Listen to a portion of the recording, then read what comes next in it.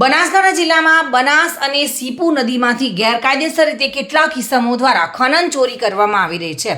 જે ખનન ચોરીને ઝડપી પાડવા બનાસકાંઠા ભૂસ્તર શાસ્ત્રી ગુરપ્રીતસિંહ સાસરવાએ માર્ગદર્શન હેઠળ તેમની ટીમો સતત કામ કરી રહી છે અને છેલ્લા 5 દિવસથી રાણપુર મહાદેવિયા બાદ ગુરુવારે વહેલી સવારે છત્રાલા ગામ પાસેથી પસાર થતી બનાસ નદીમાં ખનન ચોરી થઈ રહી હોવાની ફરિયાદો અવારનવાર થતા ભૂસ્તર વિભાગની ટીમે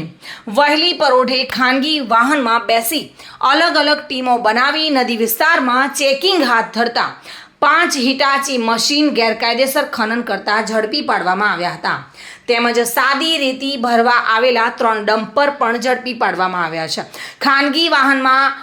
ઓચિંતું ચેકિંગ હાથ ધરી 5 મશીન અને 3 ડમ્પર કબજે કરી અંદાજિત રૂપિયા 2,50,00,000નો મુદ્દામાલ સીઝ કરવામાં આવ્યો હતો અને ભૂસ્તર વિભાગની ટીમ દ્વારા દંડનીય વસૂલાત માટે કાર્યવાહી હાથ ધરવામાં આવી હતી. આ બાબતે ભૂસ્તર શાસ્ત્રી ગુરપ્રીતસિંહ સાસરવાએ જણાવ્યું હતું કે ખનીજ ચોરીની ફરિયાદ મળતા જ વહેલી સવારે ટીમો રવાના કરવામાં આવી હતી,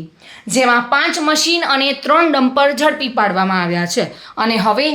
માપણી કરી દંડની વસૂલાત કરવામાં આવશે. જો કે છેલ્લા 5 દિવસમાં ત્રીજું આ મેગા ઓપરેશન હાથ ધરી ખનીજ ચોરીને અટકાવવા અમારા તમામ પ્રયાસો હાથ ધરાયા છે, ત્યારે હાલ તો ભૂસ્તર વિભાગના સતત ચેકિંગના કારણે